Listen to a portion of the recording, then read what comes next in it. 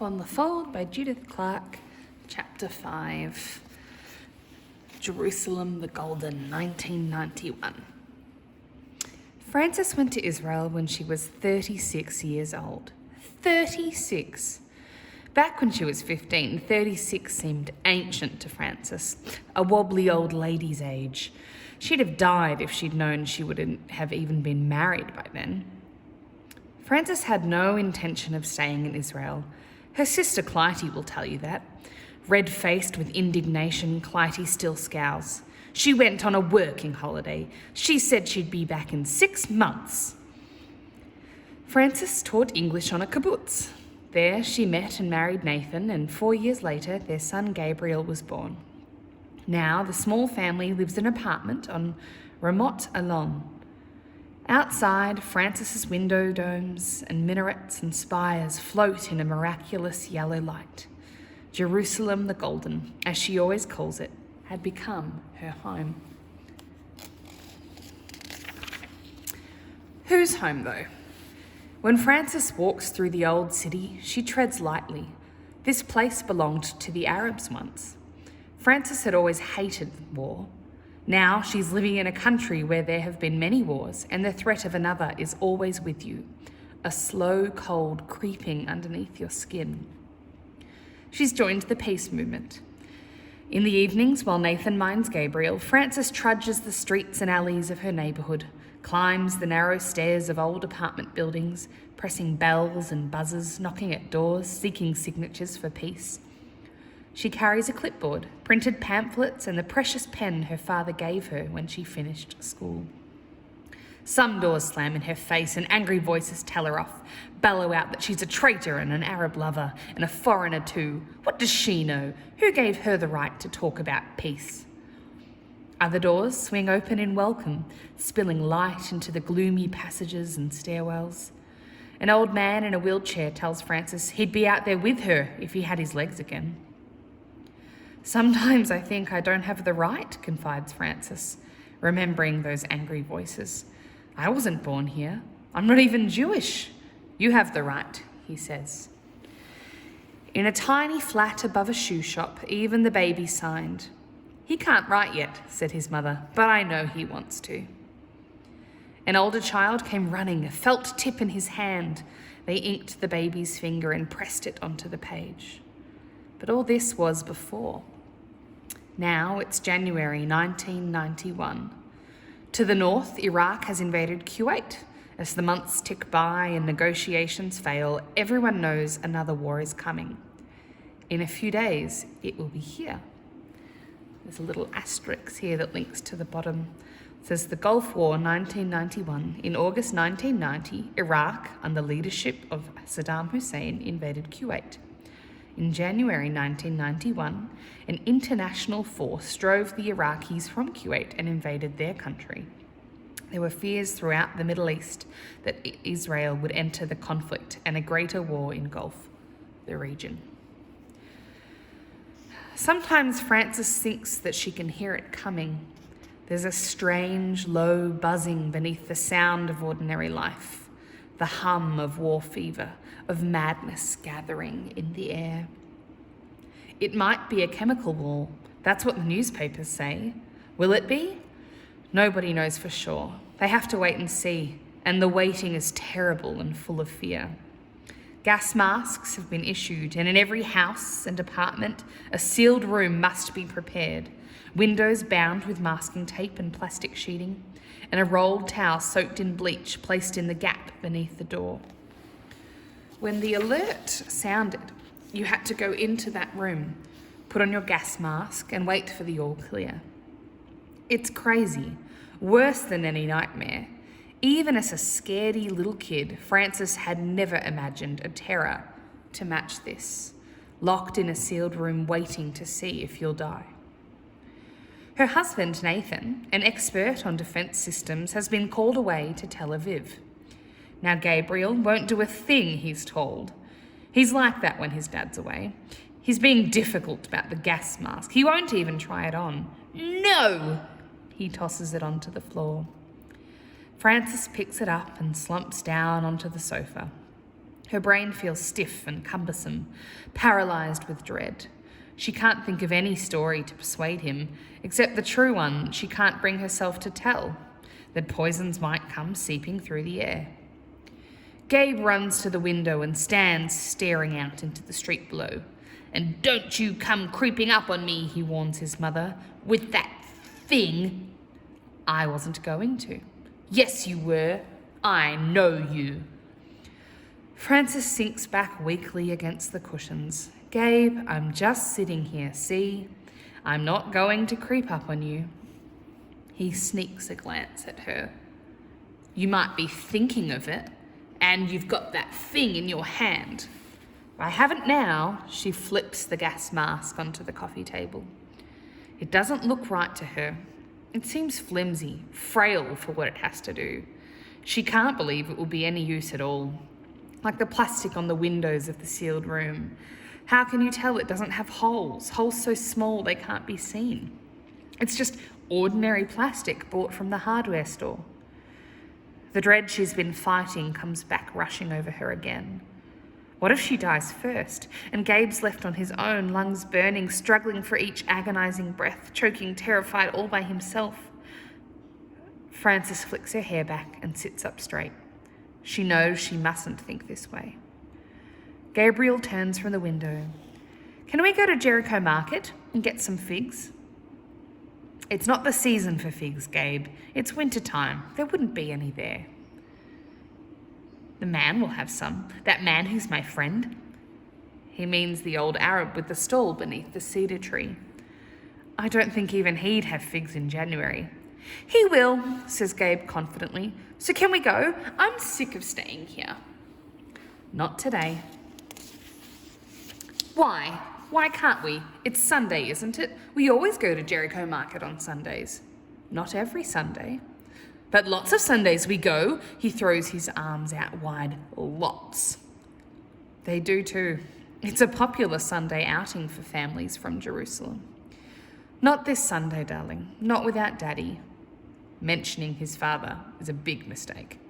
"When's Daddy coming back?" he demands at once. "Soon," says Frances vaguely. "Is he coming today?" "No."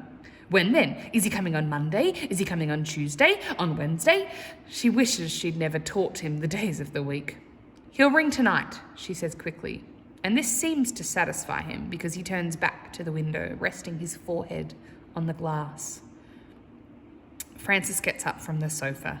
When he hears her move, Gabe springs round, wary of the gas mask, ready to run. She shows him her hands. "Look, they're empty, see?" She stands beside him at the window, one hand resting lightly on top of his soft, dark, curly hair. When she looks through this window, out over Jerusalem the Golden, the thing that catches her eye always is the palace of the King of Jordan. It's unfinished, only partly built when the Israelis took that piece of territory many years ago. It's never been completed, and there it stands every morning, patient on its little hill, unfinished, like the lists of signatures she was gathering for peace, unfinished like Gabriel. The King of Jordan's palace is older than Gabe. It stood there for over 20 years. Gabe isn't 4, his birthday's not till March. If March ever comes. That's the way she keeps on thinking now. The simplest little things keep on reminding her of the war. Expiry date, April 21st, it said on the tins of apricots she'd bought for the sealed room. And it made her go cold all over, wondering what might happen by April 21st. "Angels and ministers of grace defend us," she'd whispered, placing the tins up on the shelf. The street outside the windows is empty and very quiet. A single car goes by. That's all. Beside her, Gabriel begins his little chant, the one he learnt from Joel and Ruthie Roth next door. "Saddam Hussein's a loony, Saddam Hussein's a loony." "Stop it," she longs to shout, because he doesn't really know what it means, this song about the Iraqi leader, how it's a part of all the hate and war. He'll keep on singing it if she tells him to stop. So she says nothing, and in a moment he stops of his own accord and says abruptly, "I want it to be before." "Before?" she echoes.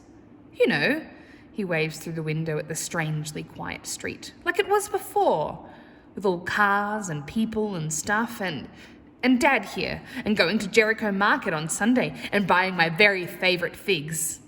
He flashes Frances a sudden beaming smile. My friend's got the very best figs in the world.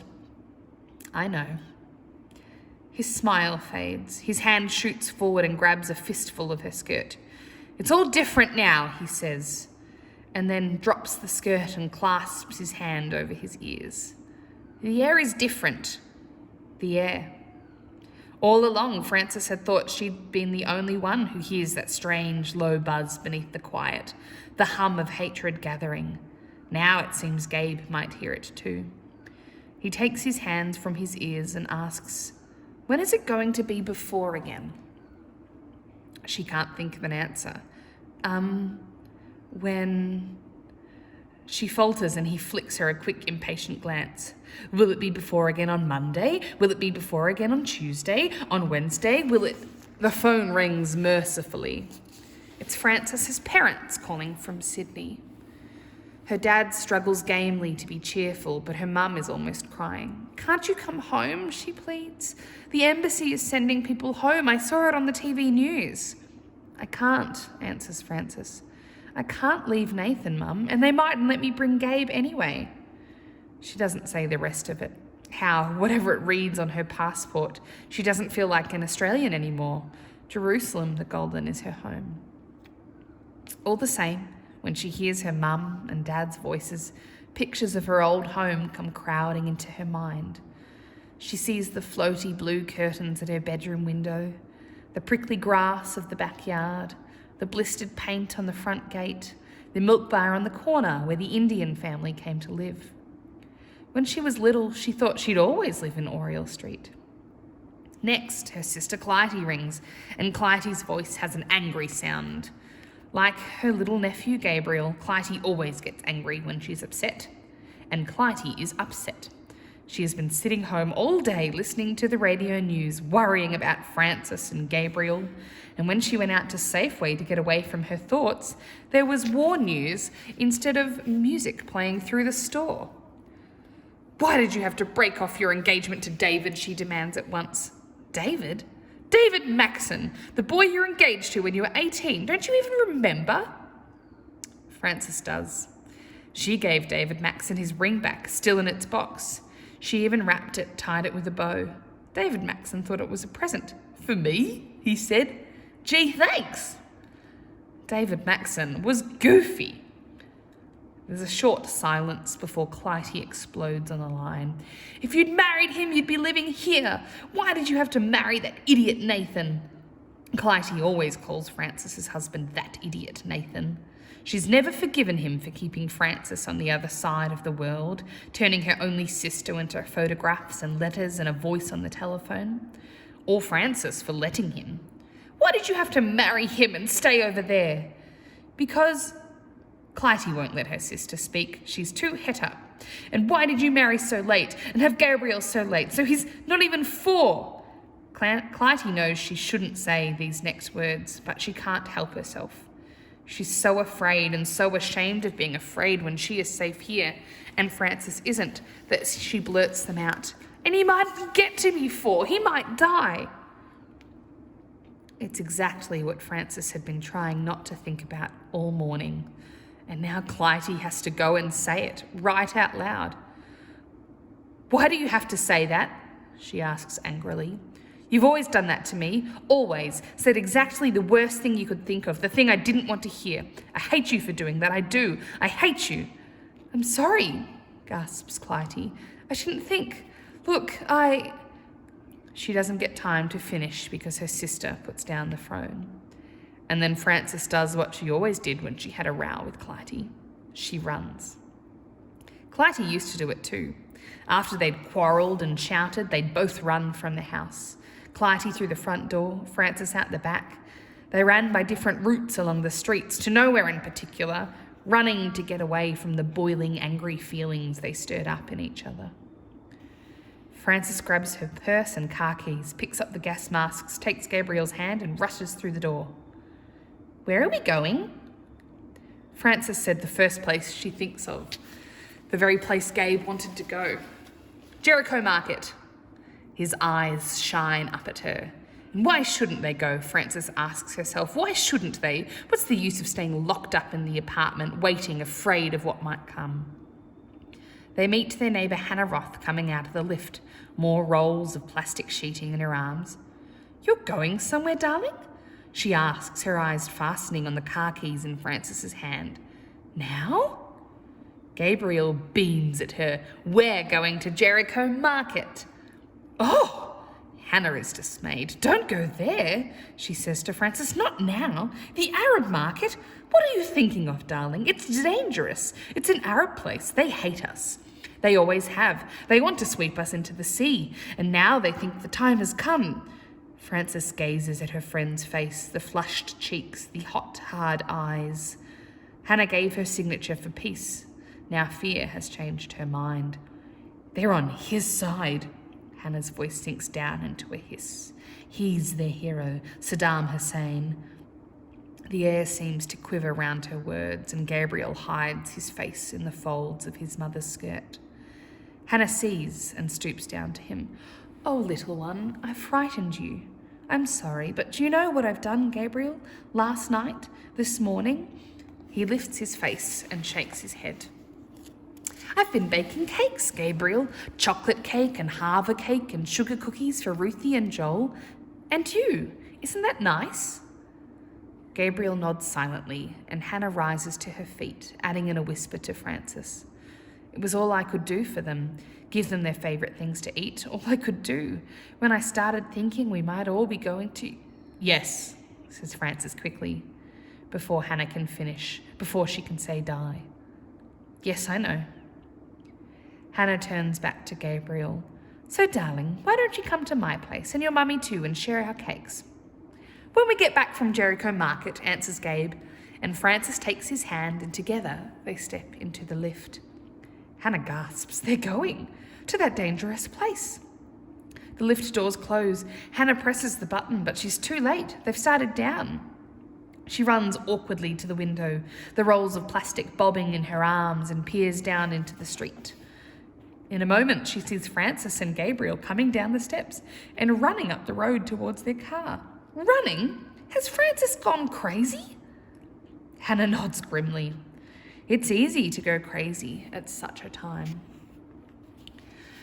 Thousands of miles away, Clytie is running too. She rushes blindly along the quiet streets, past sprinklers turning in the gardens and high school kids drifting home from school, past a milk bar with frightening news placards outside. She looks a total mess. Hair straggling, tear stains on her cheeks, feet bare because she's run out from the house without her shoes. Clytie doesn't care what she looks like. She's too upset about the way she spoke to Frances. If only she hadn't said that. If only she hadn't said that thing about Gabriel dying. It was bad. It was awful. Unforgivable. Clytie stops suddenly, sweeping back the damp strands of straggly hair. Unforgivable. But wasn't Frances unforgivable too? Why did Frances have to say she hated her? Of course, Frances always said that when they were fighting, and Clytie said it too, but Frances shouldn't have said it now. Now it's different. Now there's going to be another war over there, a big one. What if Frances dies in Jerusalem? What if Clytie never sees her again, never in this world, never hears her little sister's voice again, even on the telephone? A shiver runs through Clytie.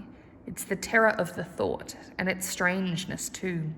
To wake up one morning and know, however wide the world was, that Frances wasn't in it anymore. What's that? What's that noise she hears? Clytie looks around. She finds she's right beside the park, and the noise she hears is laughter. 3 high school girls are sprawled out on the grass, giggling and gossiping, yakking about some boy. Oh, him, he's weird. They look so happy, so carefree and untroubled that Clytie is enraged. How can they? How can they laugh at this time? Don't they know what's happening in the world? Don't they know about the war that's coming? Haven't they seen those pictures of the great grey fleets gathering in the Gulf? Of Of course they know. How couldn't they? They don't care. That's it, thinks Clytie furiously. They just don't care. She feels like rushing at them, shouting, bawling them out, even grabbing one by the collar and shaking her up a bit. Yes, that tall blonde girl with the high, shrieky laugh. The one who looks a bit like Frances when she was 15. That's the one Clytie would like to shake. She'll tell them off anyway. She strides across the grass, ready to start shouting. And then she stops. Suddenly, she's 13 again, walking home from school with her best friend Melanie. It's 1956. They live in an age called the Cold War. Clytie and Melanie don't know exactly what this means. They don't think about it because it makes them scared. Someone only has to press a button, the history teacher says, and the whole world will blow sky high. And that might happen any time. They pass by the newsagents, and outside it there's a placard which says war. A single word, 2 feet high, which makes your stomach drop and the earth fall suddenly beneath your feet. They both see it, but they don't speak of it, walking on as if the placard hadn't been there, gossiping, giggling, talking about boys. These girls in the park might be like that, decides Clytie now, and her anger dies away. They know about the war, and they don't want to think about it, scared stiff like she and Melanie had been. Hello, she says gently, because the girls are sitting up now staring at her. Hello, they answer shyly. Nice girls, thinks Clytie, hurrying home to try to ring Frances again. Kind girls. They didn't giggle at her, smirking at each other. And she knows she looks a sight, her hair all over the place, no shoes, the baggy old shorts of Charlie's she wears around the house. Once she was slender like them, now she's sort of spread. Her eldest daughter Jess is pregnant. Clytie will be a grandmother this year. Jess is sure the baby will be a boy. She's going to call him James. James, a new person. But Clytie can't get used to the idea of being a grandmother. How can she be? In the mornings when she combs her hair in front of the mirror, her middle-aged face is always a surprise. She expects to see the face she had in her school days, young and frowning as she struggled with the knot of her Torella tie, while Frances banged on the door of the bathroom, shouting, "Hurry up, Clytie, hurry up in there." It's less than 30 kilometres to Jericho, and the road is as quiet as the street where Frances lives. Now and then a car passes on the other side, and a dusty old bus heading for Jerusalem. Gabe's fallen asleep in the back, his head pillowed on the tartan picnic rug. Frances's eyes are blank. They always went blank after fights with Clytie, when she ran down the lanes of their old suburb, feet pounding, heart bumping up against her ribs. And even though she's sitting in the car, quite still, her hands clenched on the driving wheel, Frances is running now. Running like you do in nightmares, where if you run fast enough, you can leave the terror behind and wake up in your own safe room. Frances wants to wake up in that place Gabriel calls before. It's not before. He awakes the moment the car stops at Jericho Market, his face pressed against the window, scanning the narrow streets, the dusty square. I thought when we got here it would be before. Let's go back then. Frances is scared. Hannah Roth was right to come here to the Arab market at a time like this. What had she been thinking of? On ordinary Sundays, the place is crowded, bustling. Today, it's almost empty. There aren't so many stalls in the square, and most of the shops in the narrow streets are closed and shuttered, even though the curfew doesn't begin for hours. The stall holders stand chatting together. The only shopper she can see is a tall Arab woman in Western clothes, choosing aubergines. Frances pushes the key back into the ignition. No, protests Gabriel. I want some figs. You said we could get some figs from my friend. He won't have any, I told you. He has, look. Gabriel pointed across the square to the stall beneath the cedar tree. His eyes are sharper than his mother's. All Frances can make out in that basket is a vague purple blur, which could be anything. I think that might be some other kind of fruit, Gabe. It might be grapes. It's not grapes. Grapes aren't that big. She turns the key and he bursts into tears. It's not the angry, demanding crying of a child determined to get his way, but a soft, broken-hearted weeping, as if he's given up hope of something dearer to him than figs. "I wanted them so much," he sobs. "So very, very much." Frances turns the key back and the engine dies. "Why?" she asks him. "I know figs are your favourite, but that's not why," he cries. "It's not because they're my favourite. It's not just that. I'm not a baby, Mum." She almost smiles. "Then why?" "Because they'll taste like before."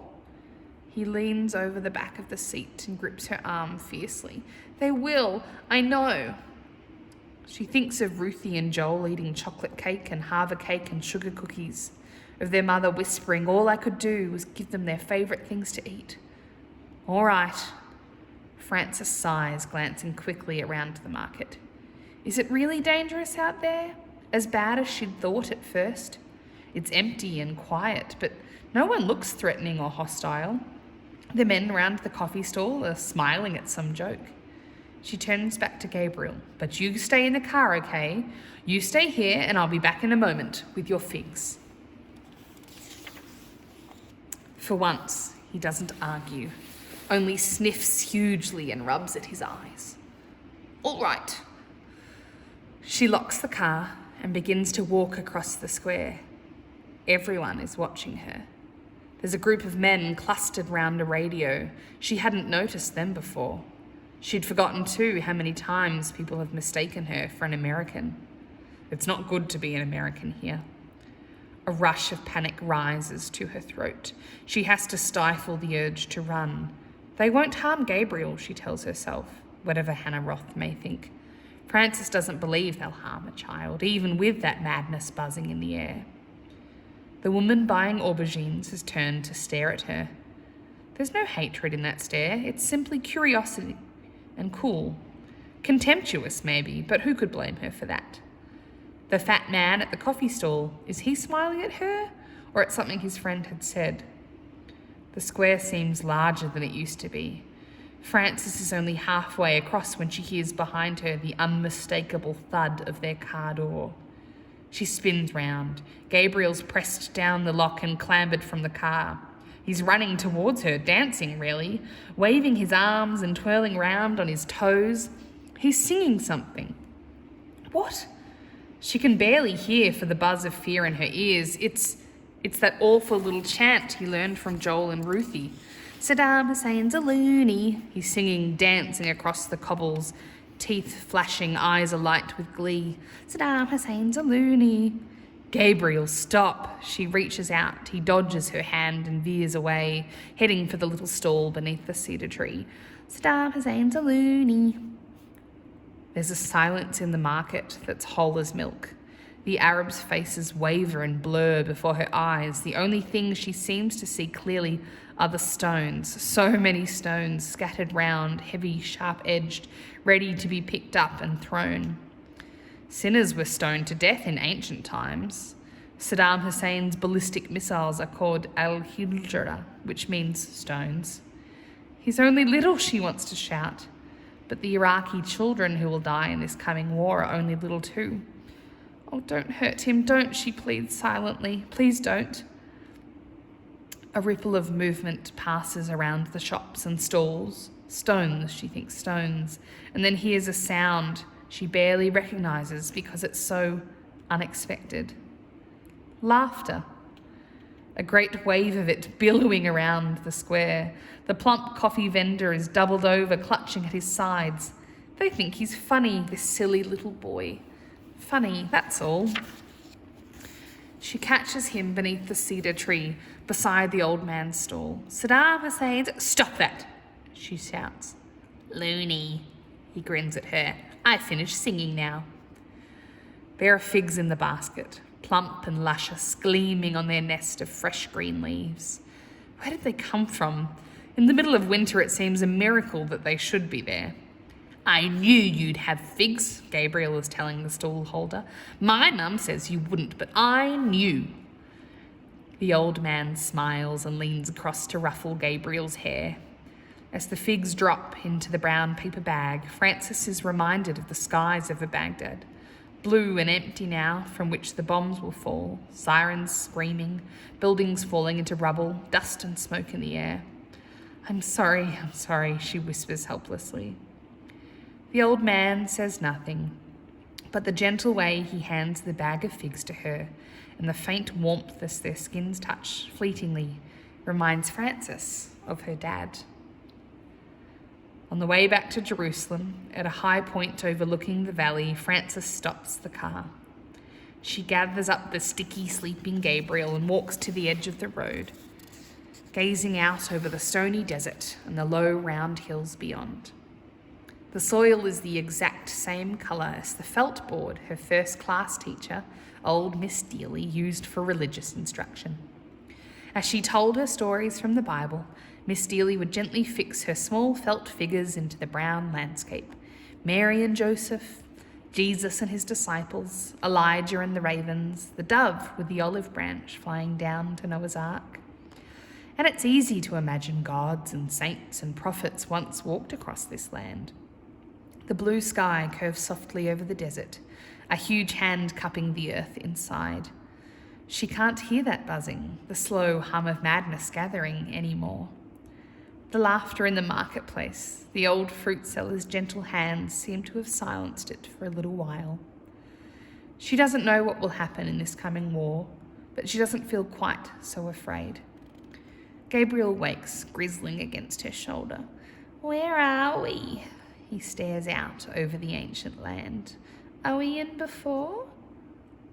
We're in always, Francis tells him. And now we're going back to Jerusalem the Golden to ring up Auntie Clytie.